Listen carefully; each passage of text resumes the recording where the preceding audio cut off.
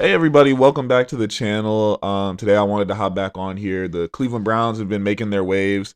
My first ever video on this channel was me responding to Kevin Stefanski getting fired and where I thought the Browns may be going in terms of the head coach search. Well, we've got some direction so far, so we're gonna go over 6 names today, as one guy was just requested for an interview today, who I'll get into here soon. But I want to get into talking about getting you guys a little bit of information on these guys we've been interviewing, how I would rank the guys we have interviewed or are in scheduled to interview, and then just give my overall thoughts on if I think some more people will be added, especially after the wild card football games to scheduled to happen this week. And I think we shall see some more guys be added into the pool.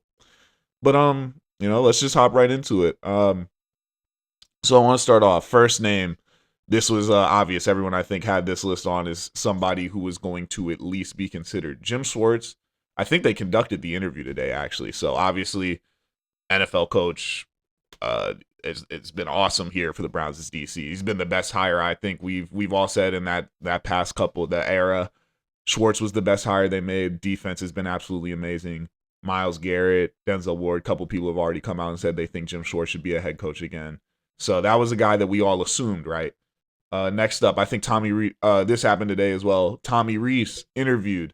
Uh, Nick Saban guy, Browns OC, took over play calling against the Jets this year. So I think that gave him 9 games, because I did this math earlier. He gave him 9 games to be our OC this year.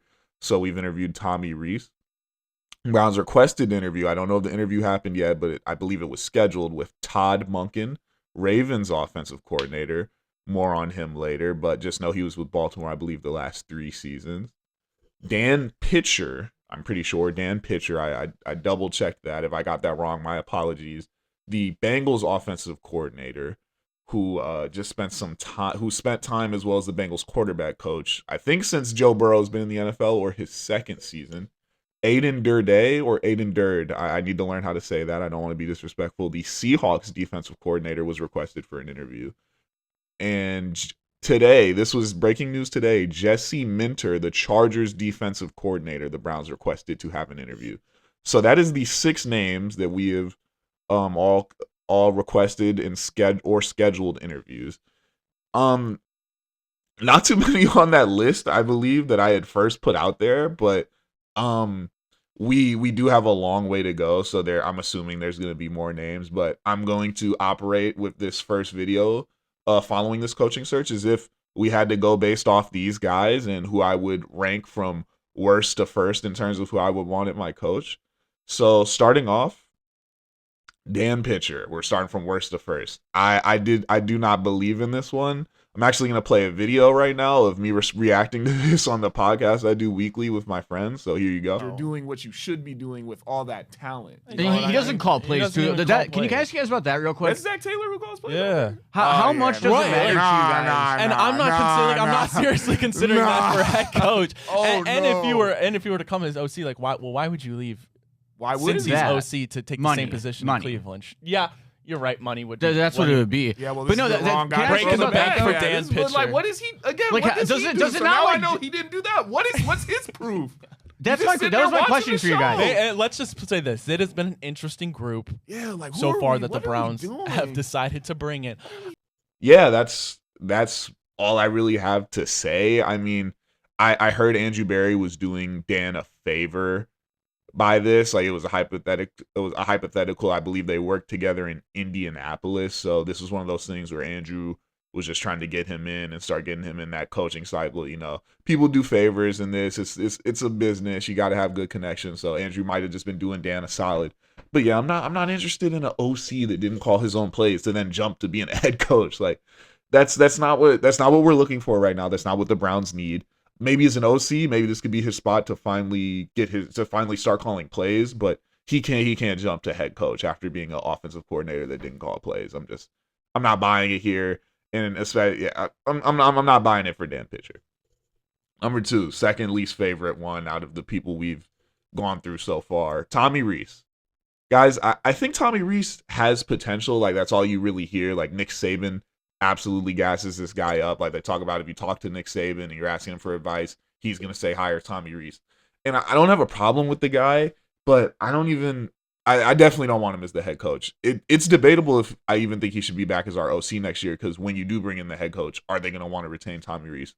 Tommy Rees took over play calling. He was the OC, first time OC. I think this is his first NFL coaching experience this year. This is a cup of coffee in the league so far for him. Took over as the OC against the New York Jets. These are the stats. 14.6 offensive points per game. I did the math. I took out the defensive touchdowns we had while he was calling plays. 14.6 offensive points per game. 157 passing yards per game for it through his stretch calling plays, which would have been 31st in the NFL. 103 rushing yards per game, which would have been 26th in the NFL. And 261 yards of total offense per game, which would be good for 30th in the NFL. For Tommy Rees's offense in the time while he was calling plays. Now, to be fair to the guy, we've all said it, we don't got a lot to work with there. And also, he's calling another guy's playbook. I'm sure he put in some stuff, but you're calling Kevin Stefanski's playbook for the most part. But you don't get to have those numbers and then have me to make these caveats of excuses for you. But then me say now, in what would be, I believe, is his second year coaching in the NFL, you be a head coach. And that's no offense to Tommy Rees. Like, he may go on somewhere to do great things as an offensive coordinator or as a head coach. But I just don't think he should be getting that opportunity here. Like, it reeks of Freddie Kitchens' hire without the success. Like, Freddie did at least have some success here. Like, we saw the offense take a major turning point when he took over back when Baker was here. I just don't see that here for Tommy Rees. And that's absolutely no disrespect to the guy, but that's where I have him at. Next up on this list as we build up towards guys, I got Todd Monken. And the reasons for Todd, I would say, are a little less fair. I'd say the smallest reason was I wasn't too moved by the 2019, because he was our offensive coordinator for the Browns in 2019 under Freddie Kitchens. Wasn't too moved from what I saw then. Like, there was a lot of stuff just that whole year, though. But I'll put that on the bottom rung. One step up is the rumors that Lamar Jackson and Todd Monken were at odds, and John Harbaugh not wanting to get rid of Todd Monken led to that firing. So maybe not the best relationship for Todd. But to Todd's credit, Lamar Jackson was an MVP under him, and I believe it was Monken's first year as the Ravens offensive coordinator, as well as the past season before this one, Lamar Jackson having 41 touchdowns to 4 interceptions, and I think another 1,000 yards on the ground with an extra 4 or 5 touchdowns. So Todd has at least coached well. I've seen him coach a offense that worked well and highly in the NFL, but at the same time, how many coordinators could I say that about if they had Lamar Jackson and Derrick Henry in their backfield? It's a valid question. The main thing for me is the people's comments of saying he's a grumpier version of Kevin Stefanski. I definitely think that's not what the locker room needs, especially if you look at what guys like Grant Delpit have said and Denzel Ward and Myles Garrett in the media about who they hope to see from the next coach. Definitely doesn't seem like Todd Monken is the guy. Again, maybe someone who we could consider bringing in as the OC, but not as our head coach. So at number 4 out of the guys, or 4, so this would be the third favorite for me of the people we've interviewed so far, it's Aiden Durde. So this is the defensive coordinator for the Seattle Seahawks, Aiden Durde. Or Durd. I'm going to say Durd. I'm going to stick with Durd. Aiden Durd. I read a very glowing review. I don't think it was an article. I saw the tweet, but I've heard the same things from an article from Brian Nemhauser saying he's an absolute stud who knows who he is and is always at ease. Dynamic personality, no question he can command a room full and lead men. That is something we're looking for in a head coach. So that's why I've got him all the way up here. We need that guy that could command. I think I was a comparison people were getting from this review I was reading of him was Vrabel-esque. Says humble learner, does not think he's got it all figured out, pushes McDonald while also learning from him. They're a terrific pair. Specializes in pass rush and edge play, always refining technique and approach. Tends to lean more towards rushing for and playing coverage versus sending extra rushers, not hyper aggressive. Later it says he likes to get dirty, get in there when explaining, get involved in the drills. Like, that all seems very Mike Vrabel-esque to me. And I think this is I could see them taking the shot. I'm not gonna lie, I'd be skeptical if they did, but I could probably be pushed there. If this was the group and we didn't interview more people, I could be pushed there. But I think this is a guy who might one day, who could be a DC hire if, say, we do hire a guy, an offensive mind, and you bring in him to be a DC because a step up for him would be calling plays. Right now, he isn't calling plays in Seattle. Mike McDonald is. But I liked everything I read about him. So while people were like, oh my gosh, when you first heard about him, it was like, oh, the British guy. But I think he seems okay. He's probably a couple more cycles and you could see him popping up with a head coaching job, especially if things keep going well in Seattle. Right now, my runner-up out of everyone the Browns have gone through, I got Jesse Minter. Now, I'm pretty sure in my TikTok or YouTube short, I had mentioned Jesse Minter, and I said I want to steer clear of people that have been involved with anything that's had to do with Michigan the past couple years, because it has been an absolute dumpster fire and mess over there. And I do still stand by that. I really do. I think I'm okay on Jesse Minter. While he may end up being a good coach, he very well may be. Like, he's done good things for the Chargers as far as being their DC. I just can't get by all that. I call me what you want for that. You could disagree. I'd be open for a conversation about it if anyone wants to leave a comment about Minter in the comments. I'd love to hear it. I'm just okay. I just don't like people that are attached to situations and stuff like that that's been going on. That's the last thing the Browns really still need. We've had more than enough of that since I've been a fan. So I'm okay. I'm cool on that. And shocker, surprise, surprise, my number one candidate out of everyone who we've either interviewed or scheduled so far is Jim Schwartz.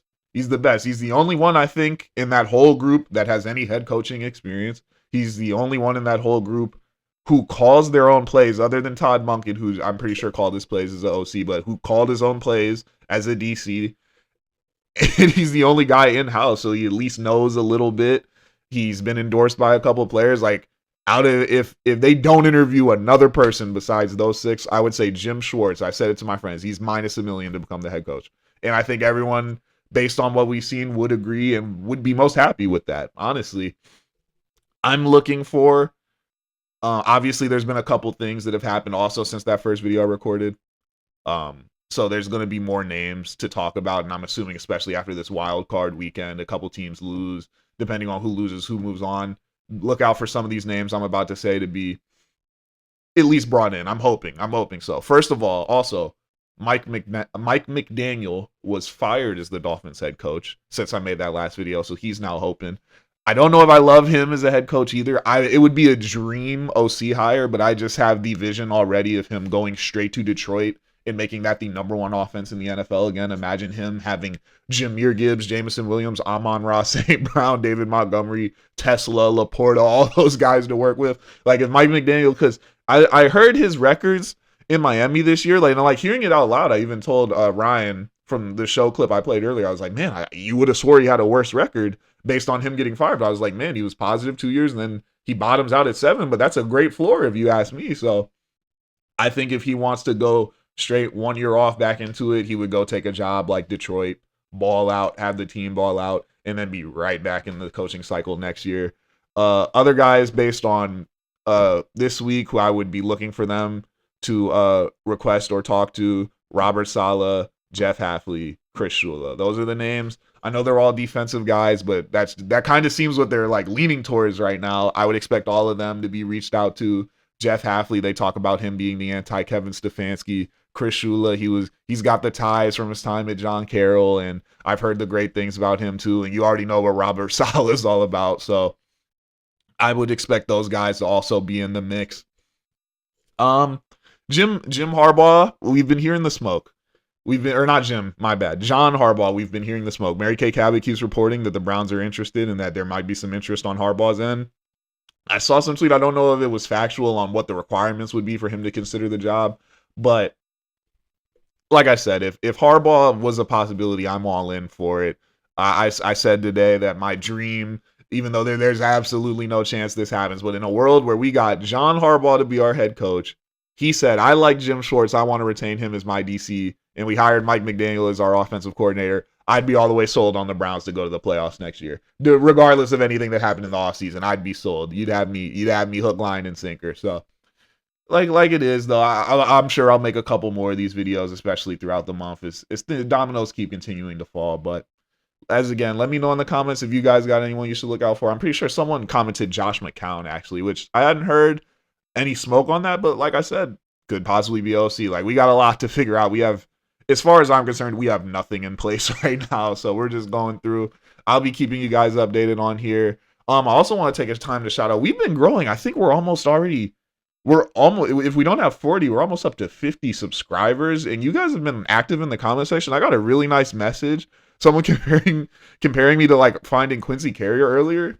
Like that was, I'm honored. So I'm gonna pop a couple of those up on the screen right now. I want to definitely, a couple of my friends that I know in real life have been supporting me. So shout out Drew, shout out Spencer, Donovan, everyone who watches my videos. You guys, I appreciate everyone like just helping me. Just it helps motivate me to keep going on this stuff. So I'm looking forward to keep continuing to grow and just making a whole community, because I love talking sports, and there would be nothing better than just having a bunch of like-minded people, or even people that just like the same thing, or the NFL in general, to just bounce ideas off of, talk to. So looking forward to seeing you guys again with the next video. Till then, have a good day. Stay blessed. I'll see you guys.